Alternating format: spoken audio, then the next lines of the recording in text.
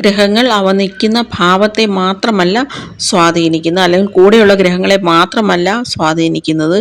ഗ്രഹദൃഷ്ടി എന്ന് പറയുമ്പോൾ അതിൻ്റെ ആ നോട്ടം എവിടെ ചെല്ലുന്നു അവിടെയുള്ള കാര്യങ്ങളെയും ബാധിക്കുന്നു അഥവാ നിയന്ത്രിക്കുന്നു. നമ്മൾ നേരത്തെ ഗ്രഹങ്ങളുടെ കാരകത്വങ്ങളെക്കുറിച്ചും ഭാവങ്ങളെ കാരകത്വങ്ങളെക്കുറിച്ചും ഇട്ടിട്ടുണ്ട്, അതൊന്ന് നോക്കിക്കോണം.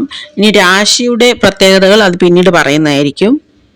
ഇതിനെക്കുറിച്ച് പറയുന്ന വിശദീകരണം എന്താണെന്ന് വെച്ചാൽ, നമ്മൾ നമ്മുടെ വീട്ടിൽ താമസിക്കുമ്പോൾ നമ്മുടെ പ്രധാന വാതിലില്ലേ, അതിലെ കൂടെ നേരെ എതിർവശത്തുള്ള വീട് നമുക്ക് വ്യക്തമായിട്ട് കാണാൻ പറ്റും.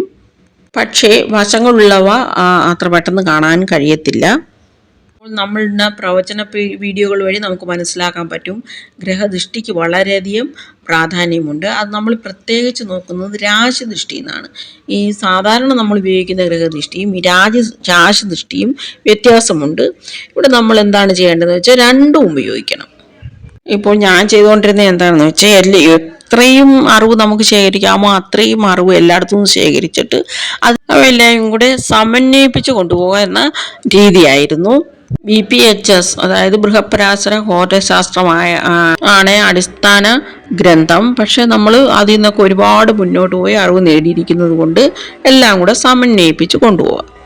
ഏറ്റവും സാധാരണമായ ഗ്രഹദൃഷ്ടി എന്ന് പറയുന്നത് എല്ലാ ഗ്രഹങ്ങൾക്കും അവ നിൽക്കുന്ന ഭാവത്തിൽ നിന്നും 7ാം ഭാവത്തിലേക്ക് ദൃഷ്ടിയുണ്ട്.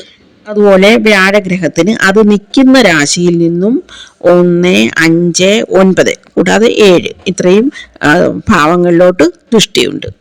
എനിക്കാണെങ്കിൽ ശനി നിൽക്കുന്ന രാശിയിൽ നിന്നും 7ാം രാശി കൂടാതെ 3, 10 ഭാവങ്ങളിലോട് കൂടി ദൃഷ്ടിയുണ്ട്.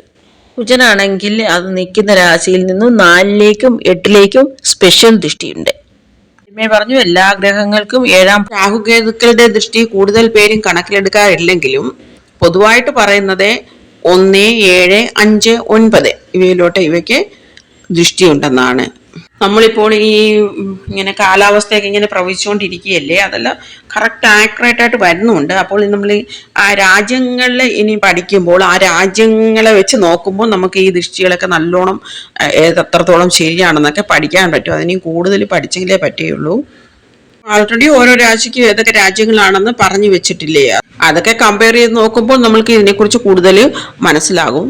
അപ്പോൾ ഗ്രഹദൃഷ്ടിയെ കുറിച്ച് പറയുകയാണെങ്കിൽ എല്ലാ ഗ്രഹങ്ങൾക്കും 1, 7 പൂർണ്ണ ദൃഷ്ടിയും ചില ഗ്രഹങ്ങൾക്ക് മറ്റുള്ള ഭാവങ്ങളിലേക്ക് സ്പെഷ്യൽ ദൃഷ്ടിയും ഉണ്ടെന്നാണ് ഇതുവരെ പറഞ്ഞത്.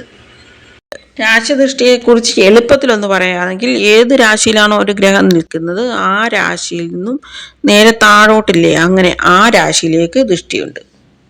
ഉഭയരാശികളില്ലേ അവ അങ്ങോട്ടും ഇങ്ങോട്ടും ദൃഷ്ടി ചെയ്യുന്നു. ഇങ്ങനെ ഈ ഗ്രഹനോട്ടങ്ങൾക്ക് വളരെയധികം പ്രാധാന്യമുണ്ട്. നല്ലതുപോലെ പ്രാക്ടീസ് ചെയ്യുകയാണെങ്കിൽ നമുക്ക് ഓർത്തിരിക്കാനും പിന്നെ അത് പ്രയോഗിക്കാനും ഒക്കെ വളരെയധികം ഈ ചരരാശികൾ സ്ഥിരരാശികളെ ദൃഷ്ടി ചെയ്യും. അതുപോലെ സ്ഥിരരാശികൾ ചരരാശികളെ ദൃഷ്ടി ചെയ്യും. തൊട്ടടുത്തുള്ള രാശികളെ ഒരിക്കലും ദൃഷ്ടി ചെയ്യില്ല. പിന്നെ ഉഭയരാശികളില്ലേ അവ പരസ്പരം ദൃഷ്ടി ചെയ്യും. ഇത് വളരെ പ്രാധാന്യമാണ്. അതിനെക്കുറിച്ചൊക്കെ കൂടുതൽ പഠനങ്ങൾ നടക്കാറുണ്ട്. നമ്മൾ ഇത്രയെങ്കിലുമൊക്കെ മനസ്സിലാക്കി വെച്ചിരിക്കുക. ചര ഉഭയ സ്ഥിരരാശികളെ കുറിച്ച് നേരത്തെ വീഡിയോ ഇട്ടിരുന്നു, അതും കൂടി ഒന്ന് ചെക്ക് ചെയ്യുക. നമ്മൾ പ്രവചന വീഡിയോകൾ ഇടത്തില്ലേ, അതിൽ നേരെ എതിരായിട്ടുള്ള രാശിയിൽ വരുന്ന ഗ്രഹങ്ങളാണ് കൂടുതൽ പ്രഭാവം കാണിക്കുന്നതായിട്ട് നമുക്ക് തോന്നിയിട്ടുള്ളത്. അതിനെക്കുറിച്ചൊക്കെ ഇനി ഒരുപാട് പഠനങ്ങൾ നടക്കണ്ടേ.